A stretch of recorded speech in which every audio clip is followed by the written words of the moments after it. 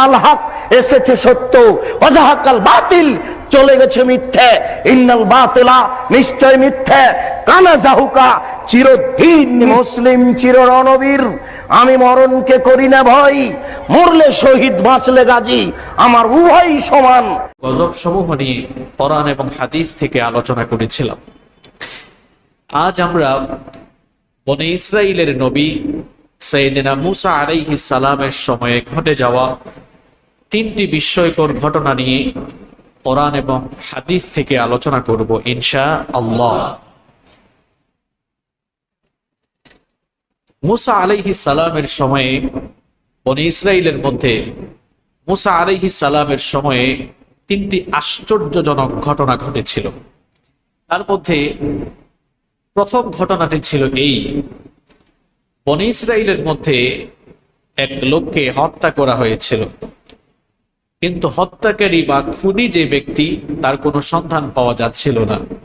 এ ব্যাপারে যখন মতবিরোধ শুরু হয়ে গেল, এ ব্যাপারে যখন সবাই বলা বলি আরম্ভ করলো, খুনি ব্যক্তিকে কেউ যখন বের করতে পারছিল না, তখন আল্লাহ তাআলার অসীম কুদরতে ওই মৃত ব্যক্তি আল্লাহর হুকুমে জীবিত হয়েছিল এবং নিহত সেই ব্যক্তি জীবিত হওয়ার পরে আল্লাহর কুদরতে সে তার হত্যাকারীর নামও বলে দিয়েছিল। আল্লাহু আকবার। এটি একটি বিস্ময়কর এবং অলৌকিক ঘটনা। কোরআনুল কারীমের 2 নম্বর সূরা সূরাতুল বাকারা, আপনারা তো নাম শুনেছেন এই সূরার, তাই না? এই যে বাকারা, হোয়াটস দ্য মিনিং অফ বাকারা? বাকারার অর্থ কি? বাকারা মানে হচ্ছে গাভী। এই সূরার মধ্যে গাভী সংক্রান্ত একটি ঘটনা আছে। গাভী জবাই, গরু জবাইকে কেন্দ্র করে একটি ঘটনা আছে। ওই ঘটনাকে কেন্দ্র করে এই সূরার নাম হয়েছে সূরাতুল বাকারা। এবং গাভী জবাইয়ের সেই ঘটনা ঘটেছিল বনী ইসরাইলের মধ্যে। এই ঘটনাটি আল্লাহ তাআলা সূরা বাকারা 67 নম্বর আয়াত থেকে 74 নম্বর আয়াত পর্যন্ত ধারাবাহিকভাবে বর্ণনা করেছেন এবং বুখারী শরীফে 4725 নম্বর হাদিস, লম্বা একটি হাদিসে এবং এই ঘটনাটি বিভিন্ন তাফসীরের গ্রন্থে অত্যন্ত ব্যাপকভাবে আলোচিত হয়েছে। ঘটনাটি ছিল এই, মুসা আলাইহিস সালাম তিনি একবার বনী ইসরাইলের কোন এক জায়গায় ভাষণ দিচ্ছিলেন, বক্তব্য দিচ্ছিলেন। মুসা আলাইহিস সালাম তিনি একবার কোন এক জায়গায় ভাষণ দিচ্ছিলেন। হঠাৎ করে কোনো একজন তাকে প্রশ্ন করলো, ওগো আল্লাহর নবী মুসা, মানুষের ওগো আল্লাহর নবী মুসা, মুসা আলাইহিস সালাম মুসা আলাইহিস সালাম, আসলে আজকে ঘটনা বলবো তিনটা, একটার ভেতরে আমি আরেকটা বলে ফেলতেছিলাম, দুঃখিত আমি। তো মুসা আলাইহিস সালাম এর সময়ে বনী ইসরাইলে একটি হত্যাকাণ্ড ঘটল। এই হত্যাকাণ্ড ঘটার পরে খুনি ব্যক্তিকে খুঁজে পাওয়া যাচ্ছিল না। ঘটনাটি ছিল এই রকম। রাইসুল মুফাসসিরিন আব্দুল্লাহ ইবনে আব্বাস রাদিয়াল্লাহু আনহুমা বর্ণনা করেছেন। তিনি বলছেন যে বনী ইসরাইলের মধ্যে এক ধনবান বৃদ্ধ ছিলেন। সেই বৃদ্ধের একটি মাত্র কন্যা সন্তান ছিল। কয়টি কন্যা সন্তান ছিল? একটা কন্যা সন্তান ছিল। ওই ধনবান বৃদ্ধ লোকটির একাধিক ভাতিজা ছিল। তো তার কোনো এক ভাতিজা সে মনে মনে এই নিয়ত করলো যে আমার চাচার এই একমাত্র মেয়েকে আমি যদি বিয়ে করতে পারি, তাহলে তো চাচার সব ধন সম্পদের মালিক আমি হয়ে যেতে পারবো। এজন্য সে তার চাচার কাছে তার চাচাতো বোনকে বিয়ে করার জন্য প্রস্তাব দিল।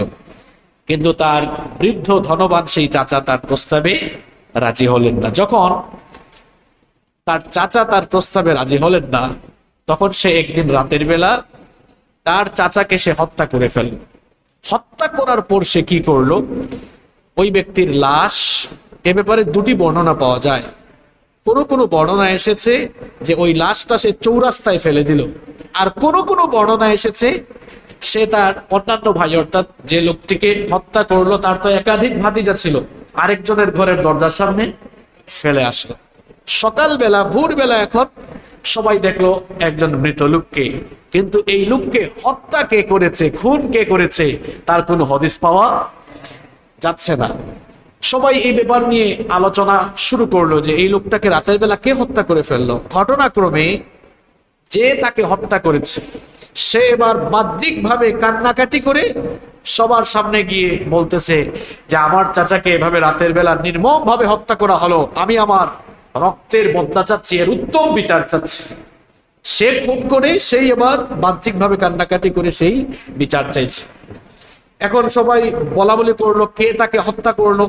যার দরজার সামনে পাওয়া গেল বলা হলো সেই তাকে হত্যা করেছে, কিন্তু সে বলল না আমি এই ব্যাপারে কিছু জানি না। যখন এটা নিয়ে চতুর্দিকে আলোচনা শুরু হলো তখন বনি ইসরাইলের কেউ কেউ বলতে লাগলো এই বিষয়টি নিয়ে তোমরা খামাখা এত তর্ক বিতর্ক করছো কেন? তোমাদের মধ্যে তো মুসা আলাইহিস সালাম আছেন, তার কাছে যাও, নিশ্চয়ই তিনি এই বিষয়টি একটি ফয়সালা করতে পারবেন। সবাই মিলে এবার মুসা আলাইহিস সালামের কাছে গেল। মুসা আলাইহিস সালাম বললেন, আচ্ছা এই ঘটনা সম্পর্কে অল্প হলেও কিছু জানে এমন কেউ কি তোমাদের মধ্যে আছে নাকি? কেউ কোনো কথা বলল না। তখন বনি ইসরাইলের লোকেরা বলল, মুসা আল্লাহ তাআলা তো তোমার সঙ্গে কথা বলেন, তুমিও আল্লাহর সঙ্গে কথা বলো, সুতরাং এই বিষয়টির সমাধান আল্লাহর সাথে কথা বলেই করে দাও। আল্লাহকে জিজ্ঞেস করো এই হত্যাকাণ্ড কে সংঘটিত করেছে, তিনি যেন আমাদেরকে এটা জানিয়ে দেন। বনি ইসরাইলের লোকেরা সাইয়েদনা মূসা আলাইহিস সালামকে বলল, ওগো আল্লাহর নবী মূসা, তুমি তোমার রবের সাথে কথা বলে এই বিষয়টির ফয়সালা করে দাও। সাইয়েদনা মূসা আলাইহিস সালাম এবার আল্লাহর কাছে এ ব্যাপারে আবেদন করলেন। রব্বুল আলামিন সাইয়েদনা মূসা আলাইহিস সালামকে এবার জানিয়ে দিলেন, কোরআনুল কারীমের 2 নম্বর সূরা সূরাতুল বাকারা এর 67 নম্বর আয়াতে এসেছে, ওয়া ইদ ক্বালা মূসা লিকওমিহি ইন্নাল্লাহা ইয়া'মুরুকুম আন তাযবাহু বাকারা। স্মরণ করো মূসা আলাইহিস সালাম তিনি যখন তার সম্প্রদায়কে বললেন, নিশ্চয়ই আল্লাহ তাআলা তোমাদেরকে আদেশ করেছেন তোমরা একটি গাভী জবাই করবে। তোমরা আমার কাছে জানতে চেয়েছো যেই লোককে হত্যা করা হয়েছে, যেই লোককে খুন করা হয়েছে, খুনি ব্যক্তির সন্ধান জানতে চাচ্ছ। আমি আল্লাহর কাছে এই ব্যাপারটি জানানোর পরে আল্লাহ আমাকে বলেছেন আমি যেন তোমাদেরকে জানিয়ে দেই তোমরা একটি গাভী জবাই করবে।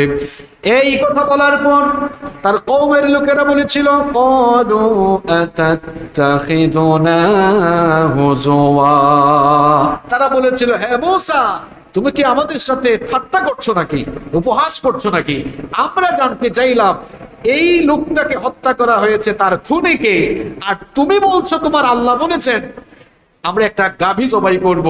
তো খুনিকে আমরা বের করব, খুনি বের করতে গিয়ে গাভী জবাই কেন করব? গাভী জবাইয়ের সাথে খুনি বের করার আবার কি সম্পর্ক? মূসা আলাইহিস সালাম তখন তাদেরকে বললেন, ক্বালা আউযু বিল্লাহি আন আকুনা মিনাল জাহিলিন। মূসা আলাইহিস সালাম বললেন, আমি জাহেলদের কাছ থেকে, জাহেল হওয়া থেকে, অজ্ঞতা থেকে আল্লাহর কাছে পানাহ চাচ্ছি। তোমরা মনে করছো হয়তো আমি তোমাদেরকে বানিয়ে বলছি, আসলে আমি যা বলছি সেটা হচ্ছে আল্লাহর কাছ থেকে আসা ওহী। আল্লাহই আমাকে জানিয়েছেন হত্যাকারীকে খুঁজে বের করতে হলে তোমাদেরকে গাভী জবাই করতে হবে। রাইসুল মুফাসসিরিন আব্দুল্লাহ ইবনে আব্বাস রাদিয়াল্লাহু আনহু বলছেন, তারা যদি গাভী জবাইয়ের নির্দেশ পাওয়ার পরে যে কোনো একটা গাভী জবাই করে ফেলতো তাহলে তারা তাদের উদ্দেশ্য হাসিল করতে পারত। তাদের উদ্দেশ্য ছিল খুনিকে বের করা, তারা খুনিকে বের করে ফেলতে পারতো। তারা যদি সাথে সাথে যে কোনো ধরনের একটা গাভী জবাই করত। কিন্তু বনি ইসরাইলের স্বভাব হলো এরা একটু ঘাট তেরা জাতি, বারবার প্রশ্ন করা, একটা বিষয়কে বারবার ঘোরানো ফেরানো, এটা তাদের জাতিগত স্বভাব। আল্লাহ বললেন গাভী জবাই করো। এবার তারা কি করলো দেখেন, প্রশ্নের পর প্রশ্ন করে এই বিষয়টিকে তারা অত্যন্ত জটিল এবং কঠিন করে ফেললো। যখন তাদেরকে বলা হলো একটি গাভী জবাই করো, দেখেন এই ঘাট তারা জাতি কি করলো। তারা তখন বলল, قالوا ادع لنا ربك يبين لنا ما هي قال إنه يقول إنها بقرة لا فارض ولا بكر عوان بين ذلك فافعلوا ما تؤمرون। যখন তাদেরকে বলা হলো গাভী জবাই করো, তখন তারা মুসা আলাইহিস সালামকে বলল, মুসা ক্বালু দু'ু লানা রাব্বাকা ইউবাইয়িন লানা মা হিয়া, তুমি তোমার রবকে বলো তিনি যেন আমাদেরকে বিষয়টি স্পষ্ট করে দেন, তিনি যেন আমাদেরকে বিষয়টি স্পষ্ট করে দেন। অর্থাৎ যে গাভী জবাই করব এটা কোন বয়সের হবে। আগেই বলেছিলাম যে কোনো ধরনের যে কোনো বয়সের গাভী দিয়ে দিলেই হইতো, তারা নিজেরাই এখন ফাঁদে পড়তেছে। দেখেন কেমন ফাঁদে পড়ছে, তারা বলছে আল্লাহকে জিজ্ঞেস করো এটা কোন বয়সের গাভী হতে হবে, গাভীটা কেমন হওয়া লাগবে। তখন মুসা আলাইহিস সালাম বললেন, আল্লাহ তাআলা আমাকে জানিয়েছেন ইন্নাহু ইয়াকুলু ইন্নাহা বাকারাতুন লা ফারিদু ওয়ালা বিকর আওয়ানুম বাইনা যালিক। মুসা আলাইহিস সালাম তখন বললেন, আল্লাহ তাআলা আমাকে জানিয়েছেন গাভীটি এমন হবে, বুড়া বয়সের হবে না, কম বয়সী হবে না, মাঝামাঝি বয়সে হওয়া লাগবে। ফাফআলু মা তুমারুন, এবার তোমরা তোমাদের কাজ সম্পন্ন করো। এরপরেও প্রশ্ন, এরপরে এবার তারা বলল, ক্বালু দু'ু লানা রাব্বাকা ইউবাইয়িন লানা মা লাউনুহা। তারা বলল, মুসা বুঝলাম গাভীটি মাঝামাঝি বয়সের হবে, কিন্তু আল্লাহকে জিজ্ঞেস করো এটা কোন রঙের হবে, এটা কোন রঙের হবে। দেখেন প্রশ্নের পরে প্রশ্ন। মুসা আলাইহিস সালাম এবার তাদেরকে জানিয়ে দিলেন, ক্বালা ইন্নাহু ইয়াকুলু ইন্নাহা বাকারাতুন সাফরাউ ফাকিউন লাউনুহা তাসুররুন নাযিরিন। মুসা আলাইহিস সালাম বললেন, আল্লাহ তাআলা বলেছেন গাভীটি হলুদ রঙের হবে। তার শুধু হলুদ রঙের হলেই হবে না, এটা অত্যন্ত গাঢ় উজ্জ্বল রঙের হওয়া লাগবে, যাতে দর্শকদের চক্ষু শীতল হয়, অর্থাৎ যে দেখবে তার যেন ভালো লাগে, এমন একটি গাভী হওয়া লাগবে। দেখেন প্রথমে যদি যে কোনো একটা গাভী জবাই করে ফেলতো উদ্দেশ্য হাসিল হয়ে যেত। প্রশ্ন প্রথমে বলল কোন বয়সের হবে, আল্লাহ বয়স জানালেন, এরপরে বললো এটা কোন রঙের হবে, এরপরেও তাদের প্রশ্ন শেষ হয় না। এবার তারা জিজ্ঞেস করলো, قالوا ادع لنا ربك يبين لنا ما هي إن البقرة شابه علينا وإنا إن شاء الله لمهتدون। তারা বলল, মুসা আল্লাহ তাআলাকে জিজ্ঞেস করো তিনি যেন বিষয়টি আরো স্পষ্ট করে দেন, কারণ হলুদ রঙের গাভী তো আরো আছে, মাঝামাঝি বয়সের হলুদ রঙের অনেক গাভী আছে। তো আল্লাহ তাআলাকে এখন বলো এই বিষয়ে আমরা সন্দেহে পড়ে গেছি, তিনি যেন বিষয়টি আরো স্পষ্ট করে দেন। আচ্ছা বলেন তো, মাঝামাঝি বয়সের যে কোনো একটা হলুদ রঙের গাভী এবার যদি তারা জবাই করে ফেলতো, তাও তো তাদের উদ্দেশ্য হাসিল হয়ে যেত না, তাদের ঘাটতির আমি শেষ হচ্ছে না।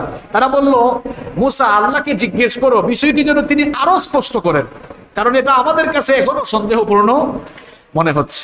মুসা আলাইহিস সালামের পরে তাদেরকে বললেন, ক্বালা ইন্নাহু ইয়াকুলু ইন্নাহা বাকারাতুন লা যালুলুন তুসিরুল আরদা ওয়া লা তাসকিল হারথা মুসাল্লামাতুন লা শিয়াতা ফিহা। প্রশ্নের পর প্রশ্ন করার কারণে দেখেন এবার অবস্থা কেমন জটিল হলো।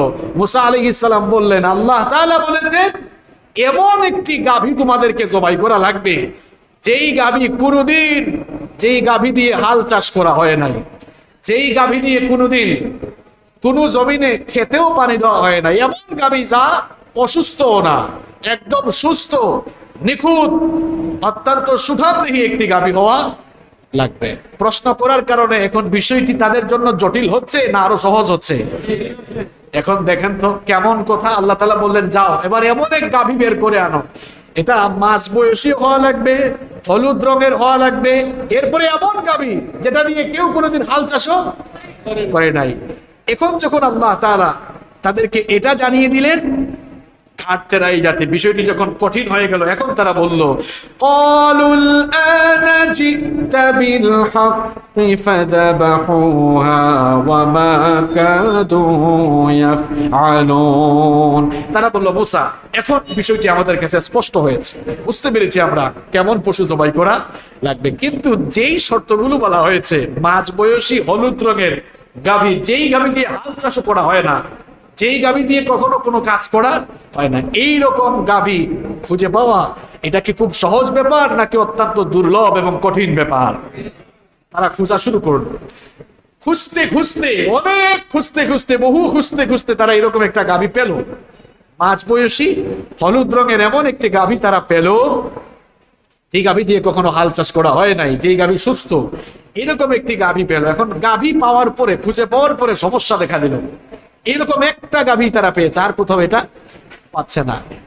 যে সমস্যা এবার দেখা দিল, গাভীর মালিক যে ছিল সে এবার তার গাভীটিকে বিক্রি করতে রাজি হচ্ছে না। মুশকিল আছে না নাই? এখন এত কষ্ট করে গাভী খুঁজে পাইলো, এখন গাভীর মালিক গাভী বিক্রয় করতে চাইছে না, সে রাজি না। এখন তারা সবাই মিলে তাকে বুঝালো যে, শোনো, তোমার এই গাভীর যে পরিমাণ ওজন আছে, এই পরিমাণ ওজন অর্থাৎ সম পরিমাণ ওজনের সোনা তোমাকে দিব, স্বর্ণ। তখন তো আর টাকা পয়সা দিয়ে লেনদেন হতো না, এই টাকা পয়সা দিয়ে লেনদেন শুরু হয়েছে এটা তো কয়েক শতাব্দী ধরে, কিন্তু এর আগে স্বর্ণ মুদ্রা, রৌপ্য মুদ্রা, এগুলো দিয়ে বিনিময় হতো। তো তারা বলল, তোমার গরুর যে পরিমাণ ওজন, এই গাভীর সমপরিমাণ ওজন স্বর্ণ তোমাকে দেওয়া হবে। চিন্তা করছেন কত পরিমাণ বিনিময় জটিল হয়েছে, তাদের এই অপকর্মের জন্য বিষয়টি জটিল হয়েছে।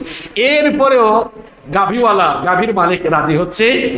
শেষ পর্যন্ত তারা তাকে কোনোভাবে বুঝায়া এবার গাভীটি ক্রয় করলো, গাভীর ওজনের সমপরিমাণ 10 গুণ বেশি পরিমাণ স্বর্ণ মুদ্রা দিয়ে। কয় গুণ? 10 গুণ বেশি পরিমাণ স্বর্ণ মুদ্রা দিয়ে এবার গাভীটি তারা ক্রয় করলো। গাভী ক্রয়, এখন তারা ক্রয় করলো কেন? জবাই করার উদ্দেশ্যে না।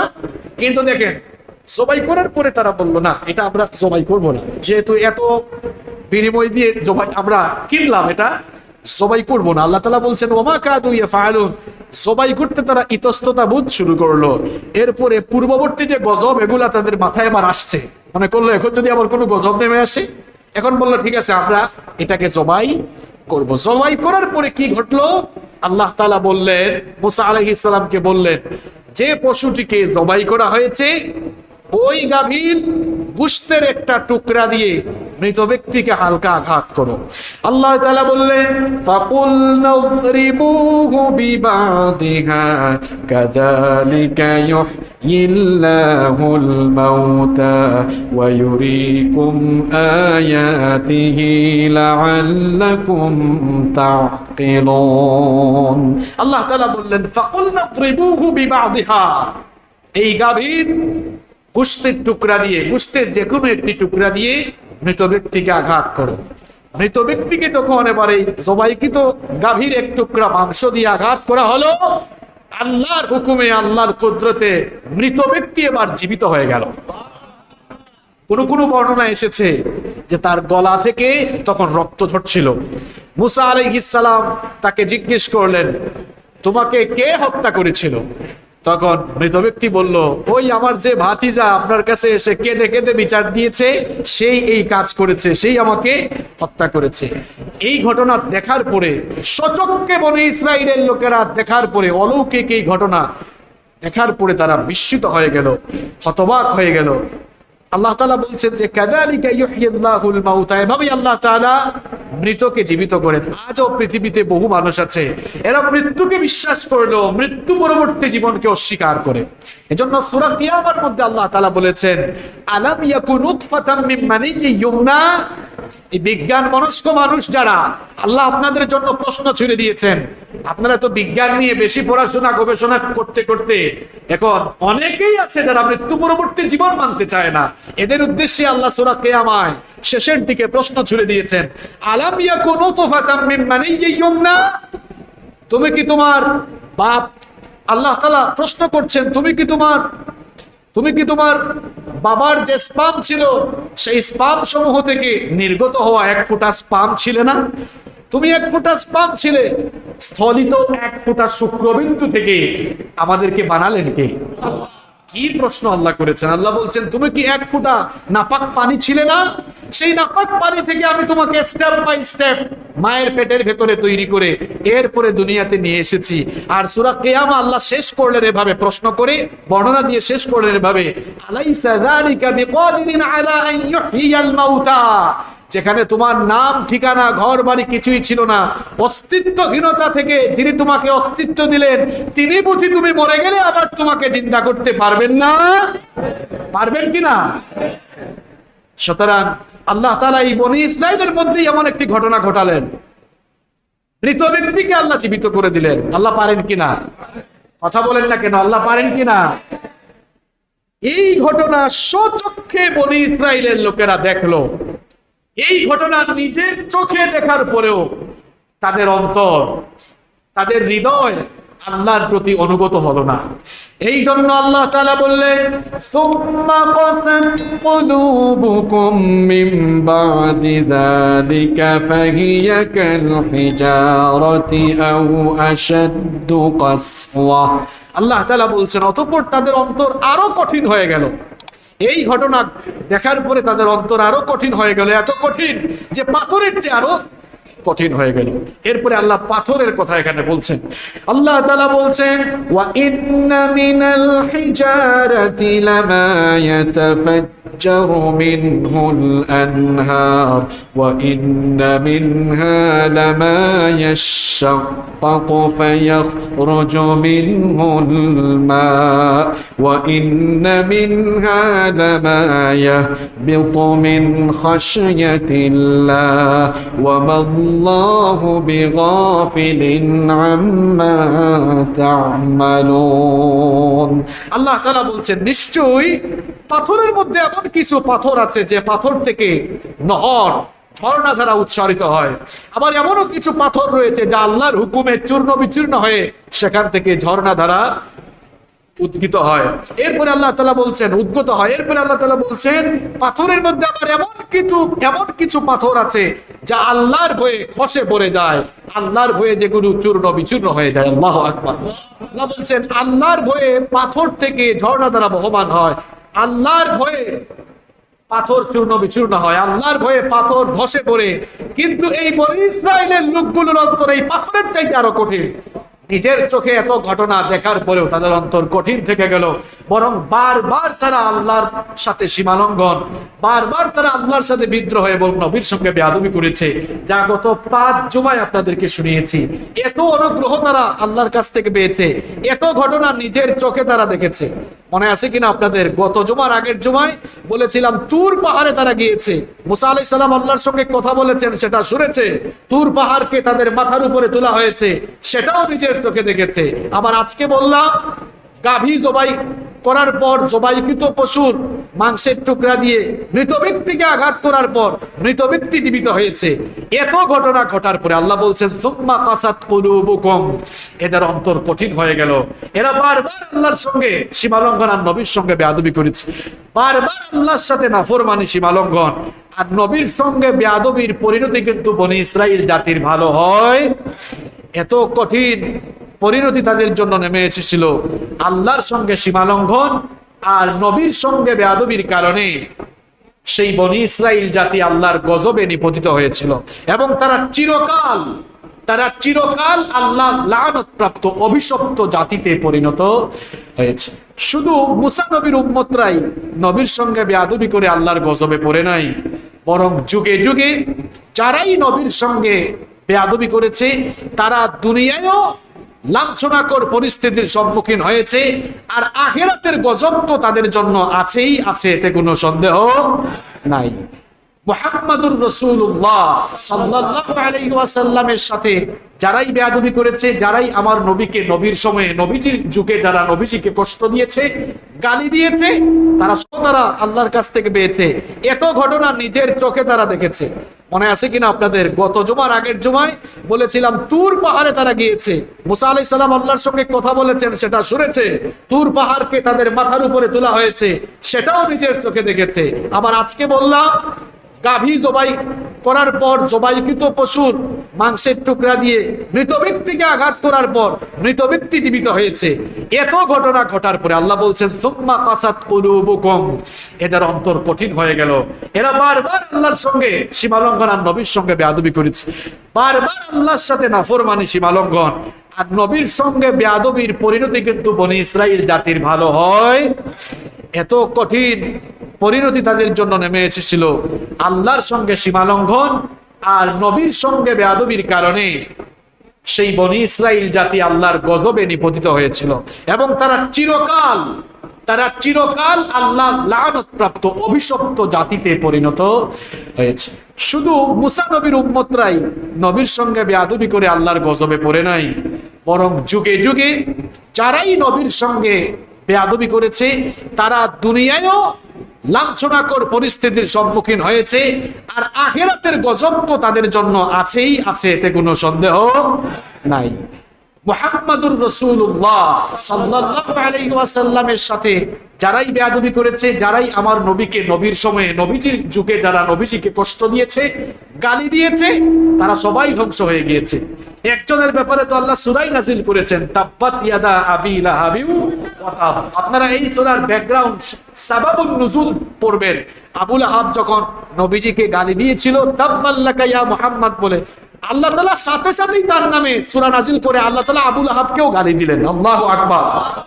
তাহলে নবীজির অপমান যিনি বরদাস্ত করেন না তিনি কে? এই যে ইমানুয়েল ম্যাক্রো, ফ্রান্সের প্রেসিডেন্ট ইমানুয়েল ম্যাক্রো, তার দেশে নবীজির কার্টুন প্রদর্শনী হলো, সে বিষয়টাকে ইতিবাচক হিসাবে নিয়েছে, এটা বন্ধের কোনো কার্যক্রম সে নেয় নাই। আল্লাহ তাআলা তাকে এমন বেইজ্জত করলেন, সে মনে করেছিল যে আমি তো সব সময় প্রশাসনের প্রোটেকশনে থাকি, আমাকে পাওয়া কি এত সোজা? আপনারা জানেন ইতিমধ্যে 2 বার সে জনসম্মুখে থাপ্পড় খেয়েছে।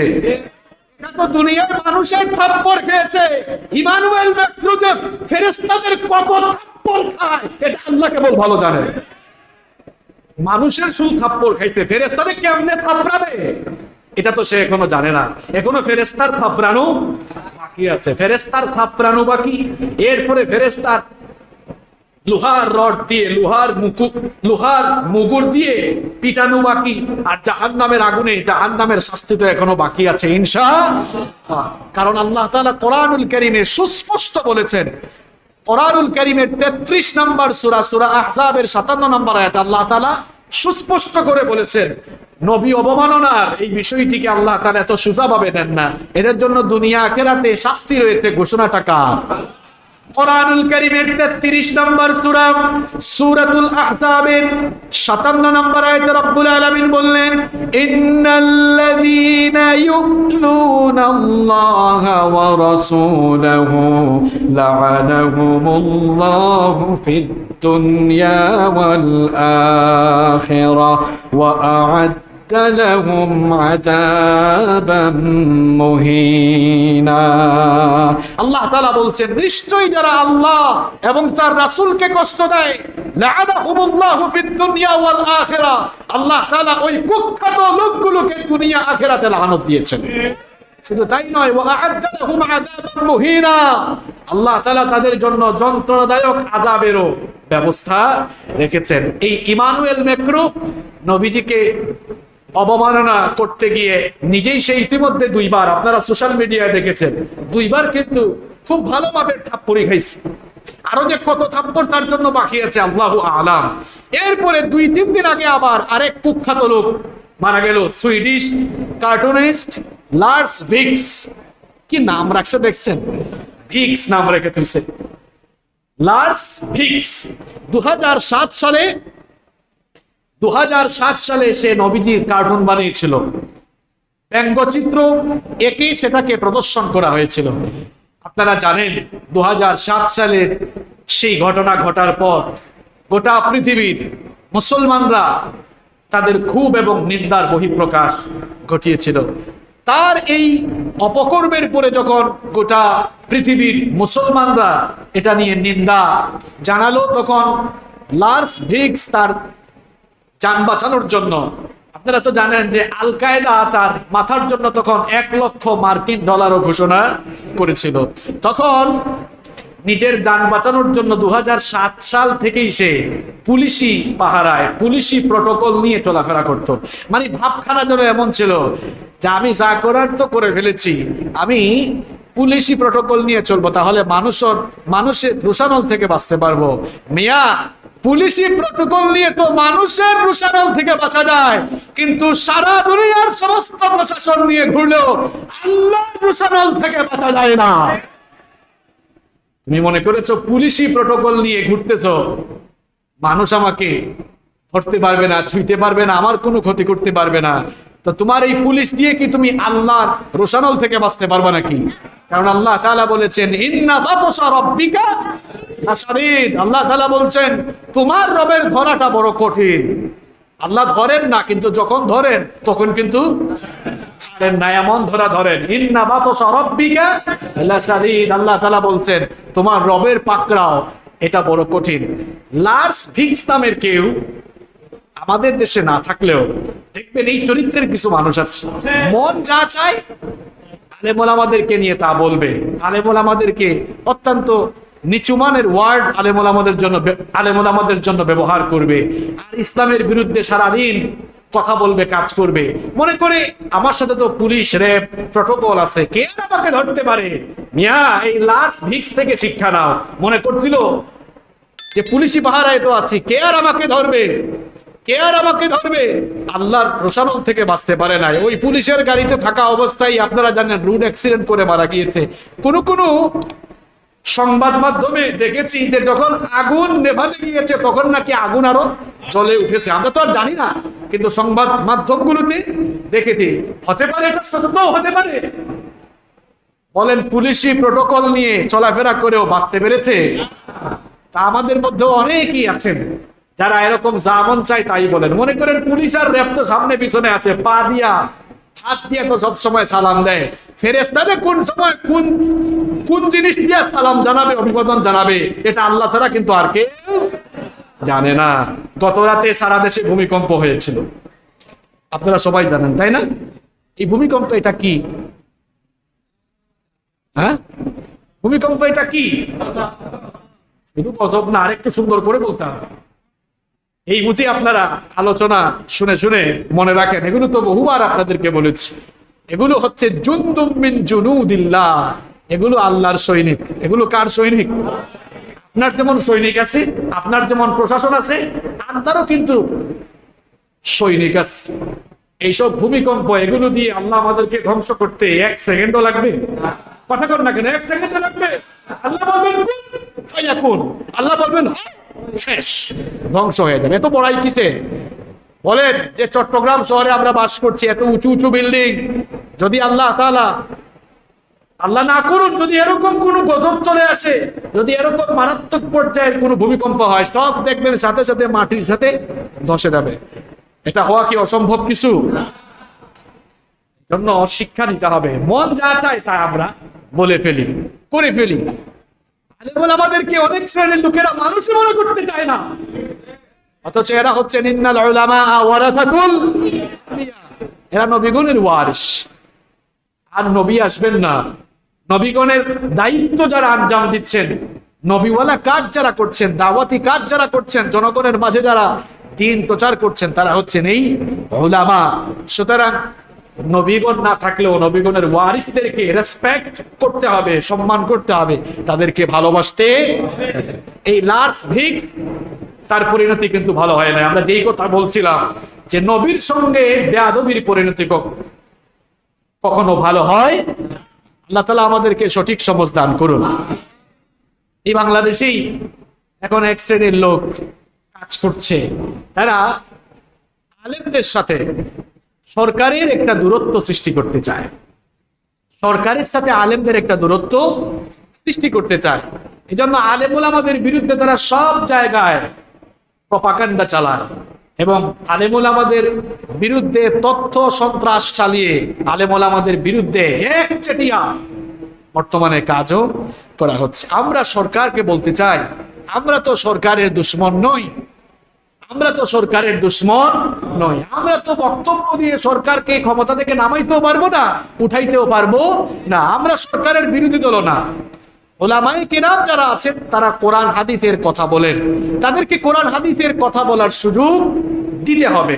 কোরআন হাদিসের কথা এটা কারো পক্ষে গেলে বিপক্ষে গেলেও কিছু করার নেই, কোরআন হাদিসের কথা বলতে হবে। এই যে মুফতি কাজী ইব্রাহিম সাহেবকে গ্রেফতার করা হলো, এর আগেও বাংলাদেশের অনেক আলেম ওলামাকে গ্রেফতার করা হয়েছে, তাদের হাতে হাত করা পড়ানো হয়েছে। এটা আলেমদের শানের সাথে যায় না।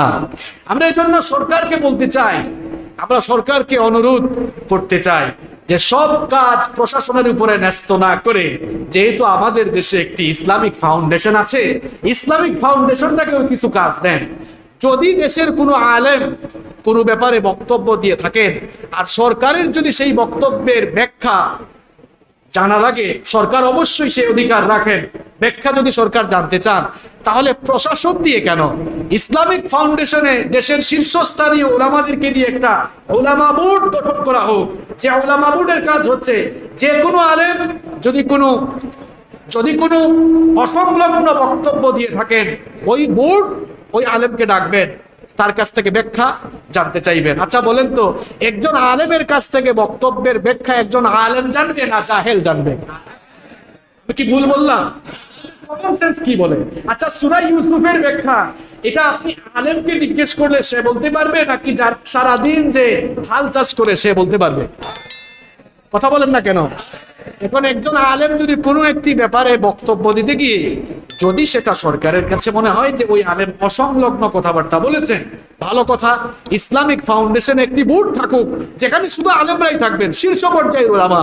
এমন হতে পারে তারা নির্দলীয় ওলামা, দেশের প্রবীণ ওলামা, এদেরকে সেখানে রাখা যেতে পারে এবং সেই আলেমরা ডাকবেন যে আপনি কেন এমন বক্তব্য দিলেন, আপনার বক্তব্যের ব্যাখ্যা দেন। যদি তিনি সুন্দর ব্যাখ্যা দিতে পারেন তাকে ছেড়ে দেন, যদি ব্যাখ্যা দিতে না পারে তাহলে তাকে এক দুইবার সতর্ক করেন, অন্তত পক্ষে কয়েকবার তাকে সতর্ক করা হোক।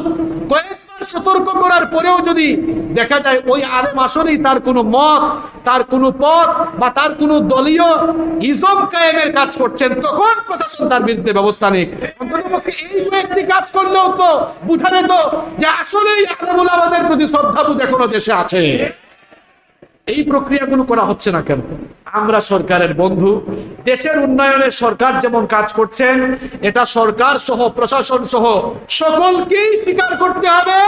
এই দেশের শিক্ষিত সচেতন উলামায়ে কেরামও প্রত্যক্ষ পরোক্ষভাবে সরকারের উন্নয়নে সহযোগিতা করে যাচ্ছেন। আপনারা বলবেন কিভাবে? এই ছেলে ধরা গুজব, করোনা মহামারী, এই সময়গুলোতে মসজিদের ইমাম সাহেবরা, খতিব সাহেবরা আর সেলিব্রিটি আলেমরা যেভাবে বক্তব্য দিয়ে দিয়ে লিখে লিখে মানুষকে সচেতন করেছেন, তাহলে তারা কি প্রত্যক্ষভাবে সরকারকেই সহযোগিতা করলেন না? এরপরে মাদকের বিরুদ্ধে, সন্ত্রাসের বিরুদ্ধে, জঙ্গিবাদের বিরুদ্ধে আমরা সব সময় সোচ্চার ভূমিকা পালন করেছি।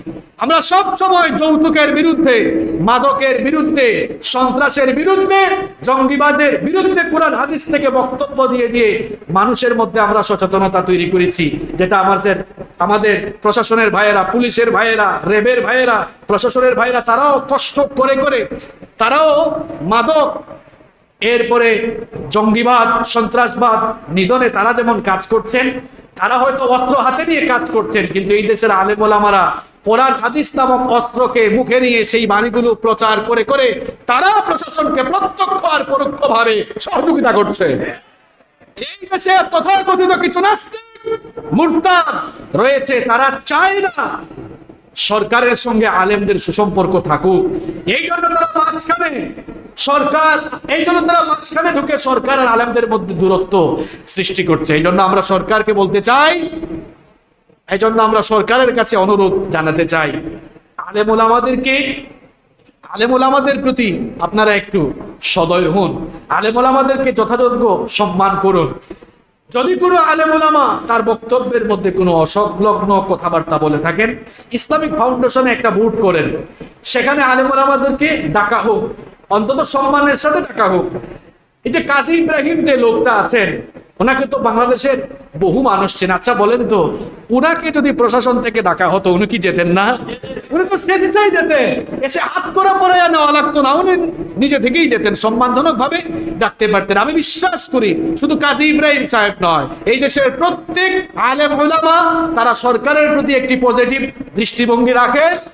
সরকার যে কোনো সময় ডাকলে তারা যেতে পারেন এবং সরকারকে তাদের বক্তব্যের ব্যাখ্যাও দিতে পারেন। এই জন্য আমরা চাই সরকার এবং আলেমদের মধ্যে যেন দূরত্ব সৃষ্টি না হয়, এতে করে দেশের মানুষের মধ্যে জনমনে বিভ্রান্তি সৃষ্টি হবে। আল্লাহ তাআলা আমাদের সকলকে বুঝার তৌফিক দান করুন। মুসা আলাইহিস সালামের সময়কার একটি ঘটনা আমরা বললাম, এবার দ্বিতীয় ঘটনার দিকে আমরা চলে যাচ্ছি। মুসা আলাইহিস সালামের সময় আরেকটি ঘটনা ঘটেছিল, এটা তার ব্যক্তি জীবনের সাথে সংশ্লিষ্ট ঘটনা। এই ঘটনাটি আল্লাহ তাআলা কোরআনুল কারীমে কোরআনুল কারীমের 18 নম্বর সূরা সূরাতুল কাহাফের 60 থেকে 82 নম্বর আয়াত, 23টি আয়াতে এই ঘটনার বিস্তারিত বর্ণনা দিয়েছেন। এমনকি বুখারী শরীফে 4725 নম্বর হাদিসে এই ঘটনাটি বিস্তারিত এসেছে। ঘটনাটি ছিল এই, মুসা আলাইহিস সালাম একদিন ভাষণ দিচ্ছেন। কি দিচ্ছেন? মুসা আলাইহিস সালাম একদিন বনি ইসরাইলের লোকদের সামনে ভাষণ দিচ্ছেন। একজন লোক তাকে প্রশ্ন করে বসলো। সে বলল, গো আল্লাহর নবী মুসা, আপনার কাছে আমার একটা প্রশ্ন, বলেন তো দেখি, মানুষের মধ্যে সবচাইতে জ্ঞানী ব্যক্তিকে, দেখছেন প্রশ্নটা কেমন, মানুষের মধ্যে সবচাইতে জ্ঞানী ব্যক্তিকে। মুসা আলাইহিস সালাম মনে মনে চিন্তা করলেন, যেহেতু আমি হচ্ছে এই জামানার শ্রেষ্ঠ নবী, সুতরাং আমার চাইতে জ্ঞানী এখন আর কেউ তাদের বক্তব্যের ব্যাখ্যাও দিতে পারেন। এই জন্য আমরা চাই সরকার এবং আলেমদের মধ্যে যেন দূরত্ব সৃষ্টি না হয়, এতে করে দেশের মানুষের মধ্যে জনমনে বিভ্রান্তি সৃষ্টি হবে। আল্লাহ তাআলা আমাদের সকলকে বুঝার তৌফিক দান করুন। মুসা আলাইহিস সালামের সময়কার একটি ঘটনা আমরা বললাম, এবার দ্বিতীয় ঘটনার দিকে আমরা চলে যাচ্ছি। মুসা আলাইহিস সালামের সময় আরেকটি ঘটনা ঘটেছিল, এটা তার ব্যক্তি জীবনের সাথে সংশ্লিষ্ট ঘটনা। এই ঘটনাটি আল্লাহ তাআলা কোরআনুল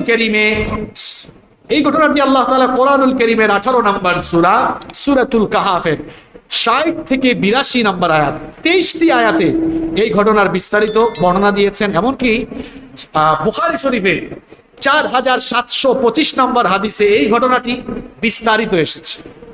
ঘটনাটি ছিল এই, মুসা আলাইহিস সালাম একদিন ভাষণ দিচ্ছেন। কি দিচ্ছেন? মুসা আলাইহিস সালাম একদিন বনি ইসরাইলের লোকদের সামনে ভাষণ দিচ্ছেন। একজন লোক তাকে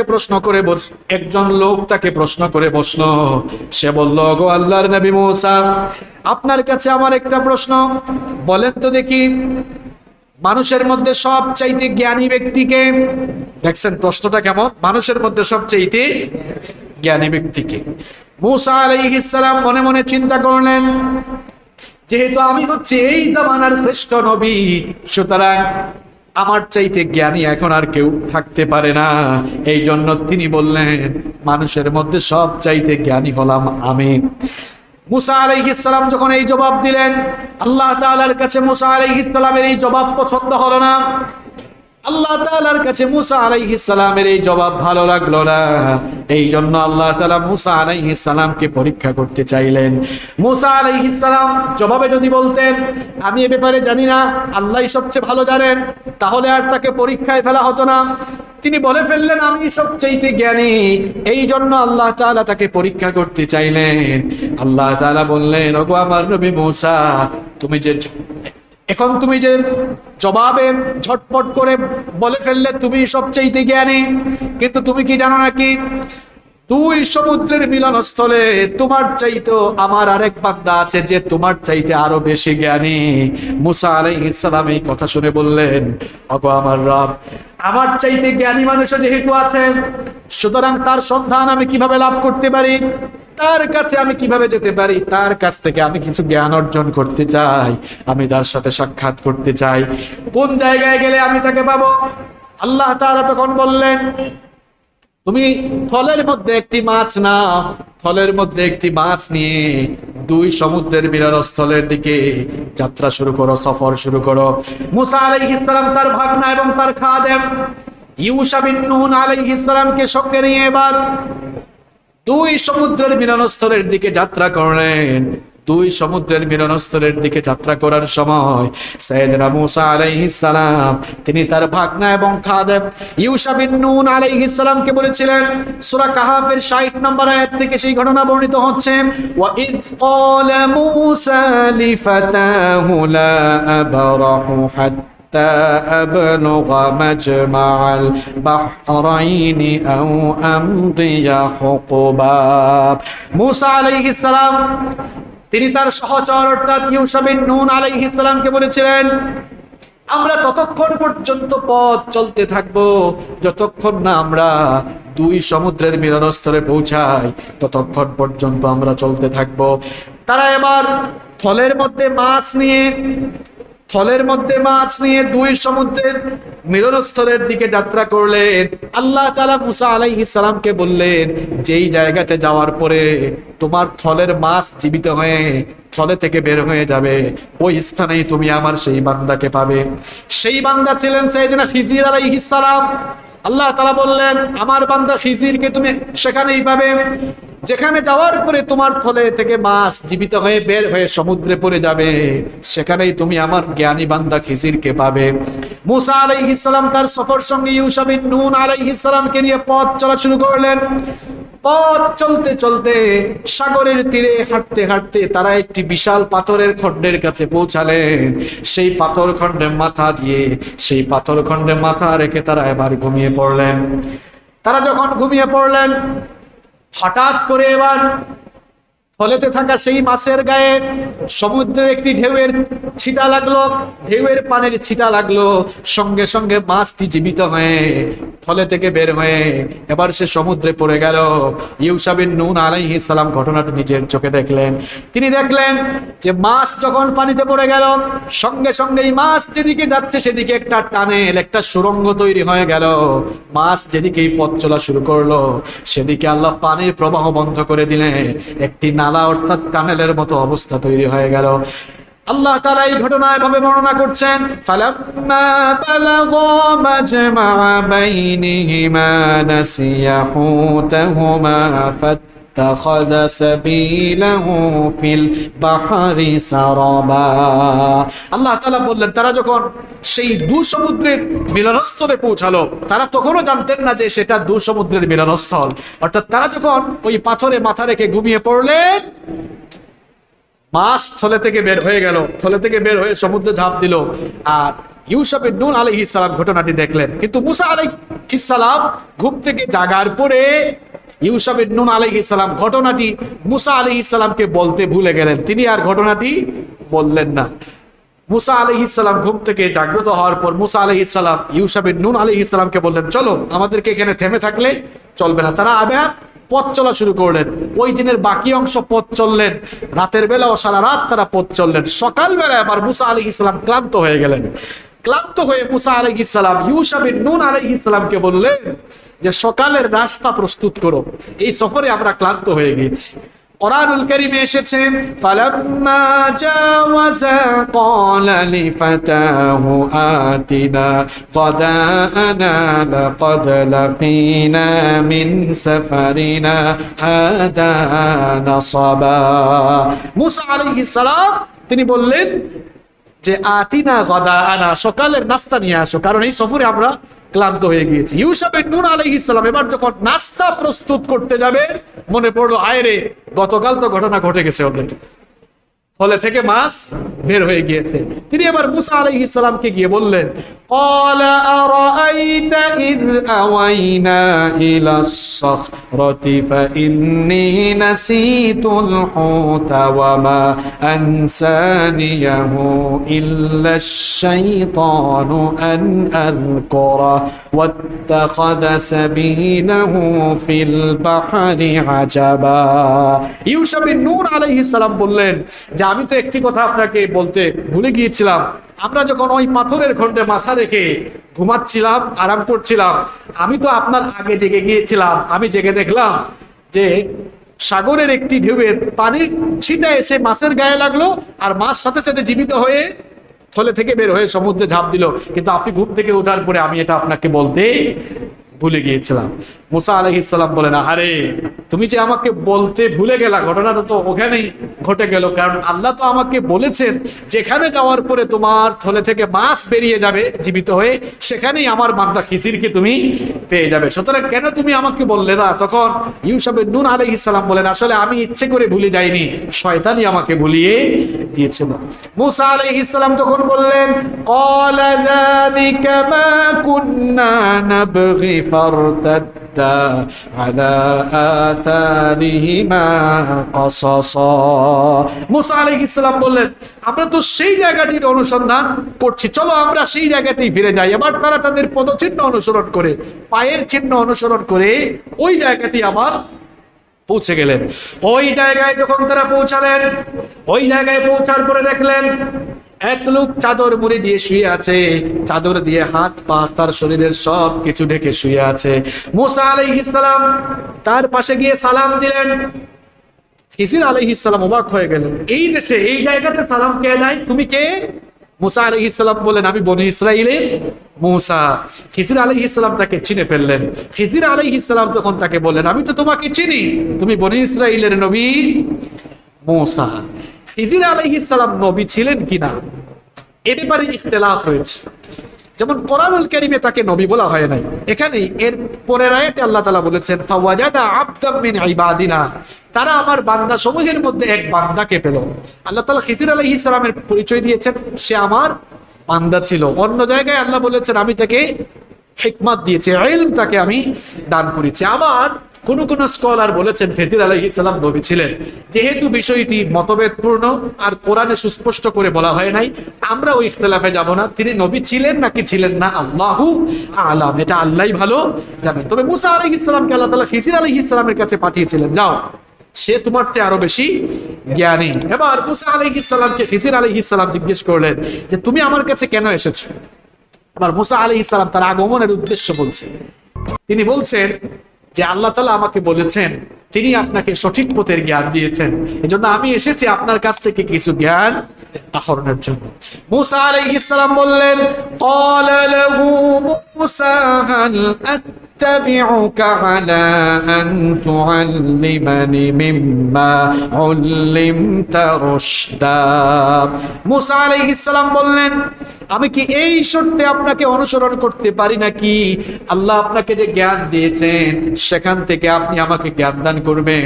অর্থাৎ আমি আপনার কাছ থেকে জ্ঞান অর্জনের উদ্দেশ্যে এখানে এসেছি।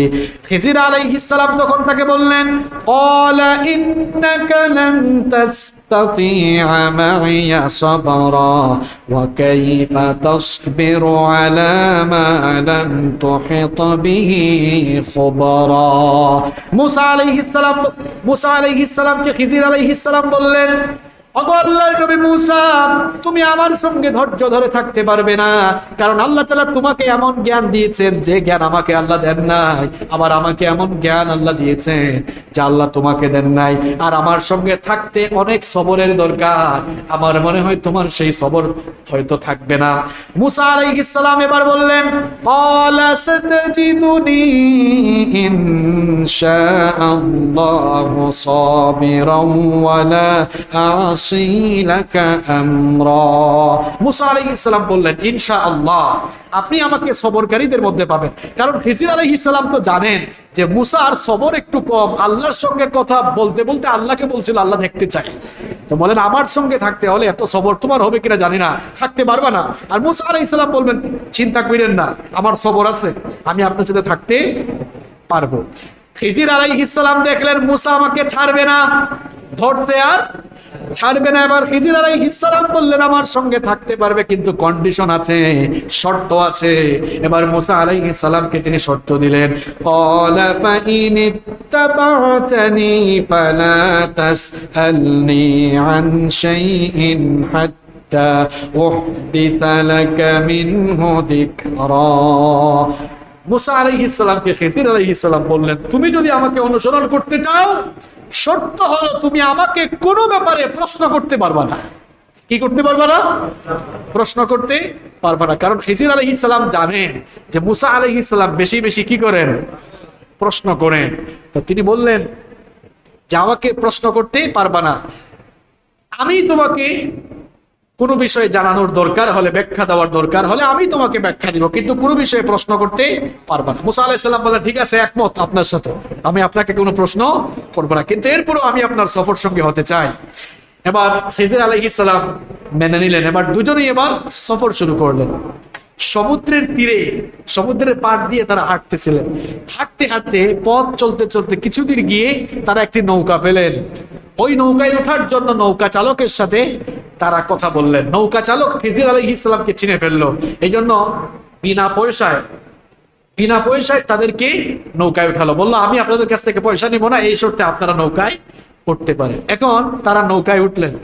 নৌকায় উঠার পরে নৌকা যখন চলতে লাগলো, মুসা আলাইহিস সালাম লক্ষ্য করলেন যে খিজির আলাইহিস সালাম নৌকা ফুটা করে দিলেন। নৌকা কি করে দিলেন?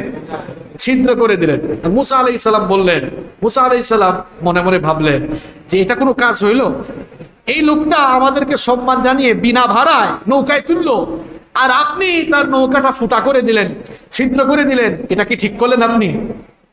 মুসা আলাইহিস সালাম এই প্রশ্ন যখন করলেন, খিজির আলাইহিস সালাম তখন বললেন, ক্বালা আলাম আকুল ইন্নাকা লান তাসতাতিআ মাইয়া সাবরা। মুসা আলাইহিস সালামকে খিজির আলাইহিস সালাম বলেন, মুসা, আপনাকে কি আগে বলি নাই আপনার সবর কম? বলি নাই যে আপনি আমাকে কোনো প্রশ্ন করতে পারবেন না? মুসা আলাইহিস সালাম বলবেন, ঠিক আছে, সরি, আমি আর কোনো প্রশ্ন করবো না, কিন্তু ব্যাপারটি আমার কাছে ভালো লাগে নাই। তখন বললেন যে না, আমার সঙ্গে থাকতে হলে কোনো প্রশ্ন করা যাবে না। নৌকা ফুটা করে দিলেন, ছিদ্র করে দিলেন আর কি। কিছুক্ষণ পরে দেখা গেল ওই নৌকায় এসে একটি পাখি বসলো, একটি চড়ুই পাখি বসলো। কোনো বর্ণনা এসেছে একটি চড়ুই পাখি বসলো। একটি পাখি যখন বসলো, ওই পাখি নৌকায় বসে এবার সমুদ্রের বিশাল জলরাশিতে ঠুকর মারলো পানি পান করার জন্য। আচ্ছা বলেন তো, কোনো পাখি যদি পানি পান করার জন্য সমুদ্রের বিশাল জলরাশিতে ঠুকর মারে, তার ঠোঁট লাগায়, সমুদ্রের সব পানি খেয়ে ফেলতে পারবে? এক ফোঁটা পানিও তো খাইতে পারবে না। খিজির আলাইহিস সালাম মুসা আলাইহিস সালামকে বললেন, এই পাখিটির ঠোঁটের মধ্যে যে পানি আছে, আল্লাহ তাআলার জ্ঞানের তুলনায় তোমার, আমার আর তামাম মানুষ, তামাম মাখলুকাতের জ্ঞান হলো ততটুকু। এই বিশাল জলরাশি থেকে এই পাখি যতটুকু নিয়েছে, পান করেছে, ঠিক ততটুকু। আল্লাহু আকবার।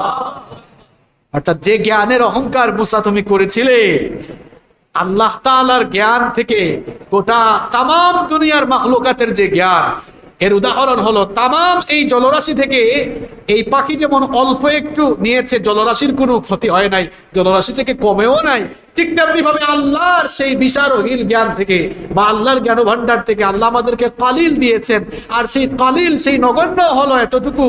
ঠিক ততটুকু তুমি দেখছো ওই পাখি তার ঠোঁট দিয়ে যতটুকু পানি সমুদ্রের জলরাশি থেকে নিয়েছে। আল্লাহু আকবার। প্রথম ঘটনা ঘটলো। এরপরে দেখেন দ্বিতীয় ঘটনা কি ঘটলো। নৌকা থেকে তারা নামলেন।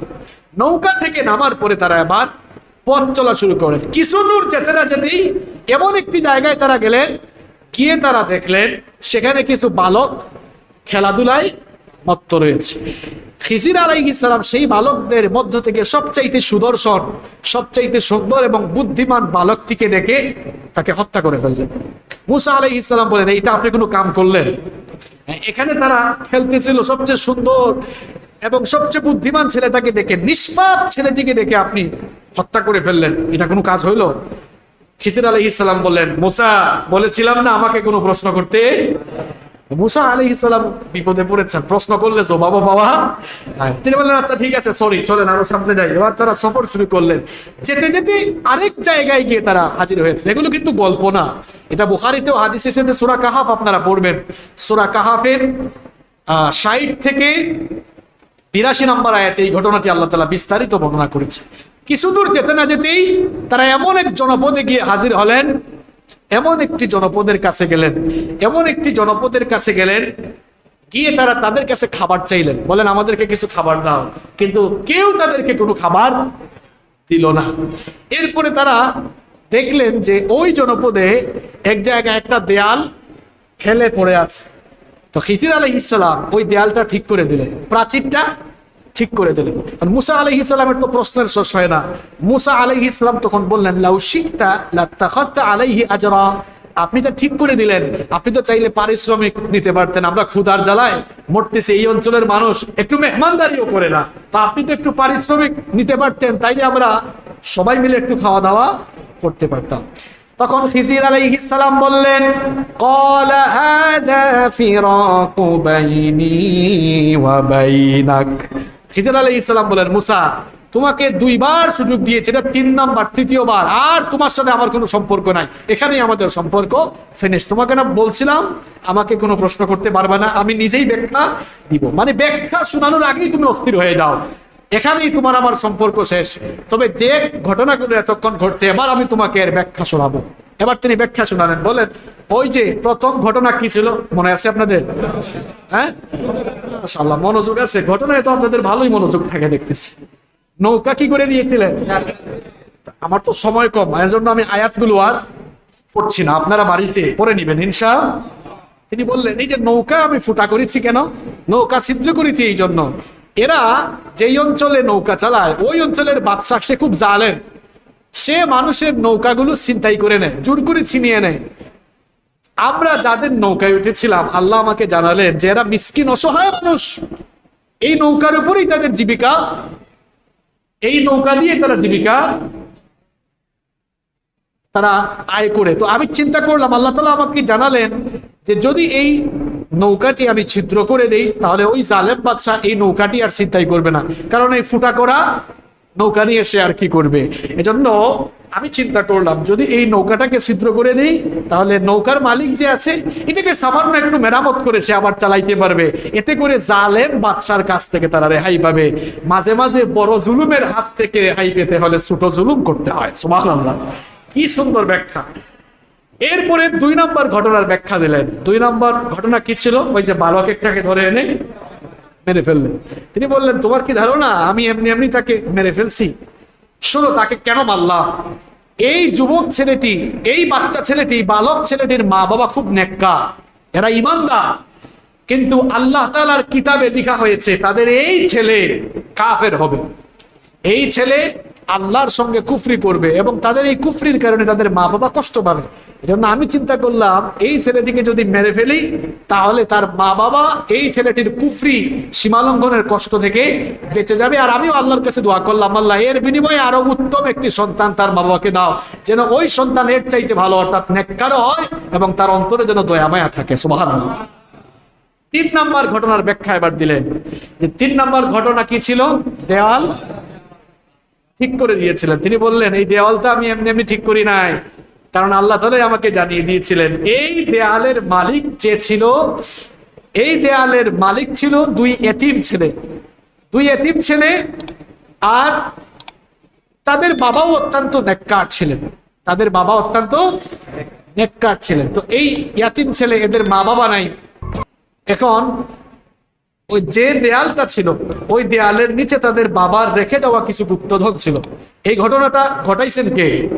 যেন মানুষজন এখানে দেয়াল পড়া দেখে আর কি ওর কাছে না যায়, গুপ্তধন গুলো যেন হেফাজত থাকে। কিন্তু ওই ছেলেগুলো এবার প্রাপ্তবয়স্ক হয়েছে, তারা তো আর এই গুপ্তধনের খবর জানে না, তারা তাদের বাবার রেখে যাওয়া গুপ্তধন যেন পেয়ে যায়, এজন্য আল্লাহর হুকুমে আমি ওই দেয়ালটা ঠিক করে দিয়েছি। সুবহানাল্লাহ। এই 3 ঘটনার ব্যাখ্যা দিয়ে তিনি চলে গেলেন। আর এই ঘটনাটি খিজির আলাইহিস সালামের সাথে মুসা আলাইহিস সালামের এই ঘটনা ঘটানোর আল্লাহর উদ্দেশ্যই ছিল, মুসা আলাইহিস সালাম বলেছিলেন তিনি সবচাইতে জ্ঞানী, আল্লাহ বললেন না তোমার চেয়ে জ্ঞানী আরো আছে। তাহলে জ্ঞানগত অহংকারও করা যাবে না। আমাদের সময় যেহেতু কম, আমরা মুসা নবীর কাহিনী আজকেই শেষ করছি।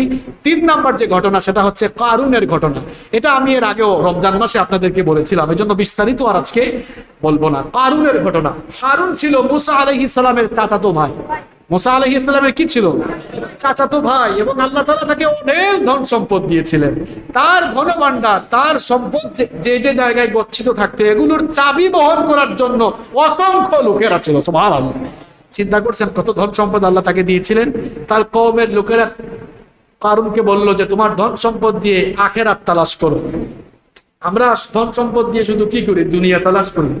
দুনিয়া তালাশ আর আখিরাত তালাশ মানে কি? অর্থাৎ ধন সম্পদ হইছে এটা দিয়া ওইটা খালি বানাইতে চায়, একটা বিল্ডিং হয়েছে আরেকটা বানাবে, মানে তার চাহিদার কোনো শেষ হয় না। তো তার কওমের লোকেরা বললেন তুমি তোমার সম্পদ দিয়ে দুনিয়া তালাশের পাশাপাশি আখিরাতও তালাশ করো, অর্থাৎ আল্লাহর রাস্তায় দান করো, কারণ সম্পদ তোমাকে দিয়েছেন কে? হারুন তখন বলল, আমি কেন আল্লাহর রাস্তায় দান করব?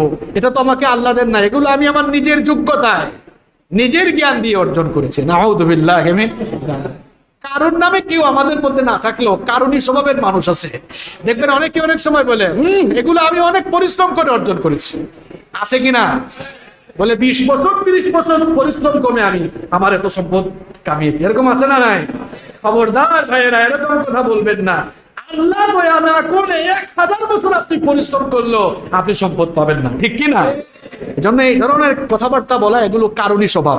কি স্বভাব?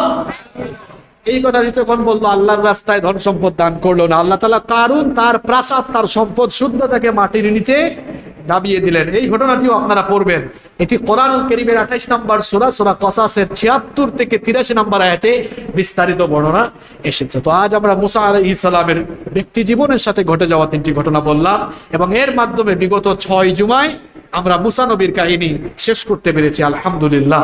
মুসা আলাইহিস সালামের কাহিনী একটু সময় লেগেছে আমাদের, কারণ নবীদের মধ্যে একমাত্র নবী হলেন মুসা আলাইহিস সালাম। তার ব্যাপারে আল্লাহ কোরআনে 532টি আয়াত নাযিল করেছেন।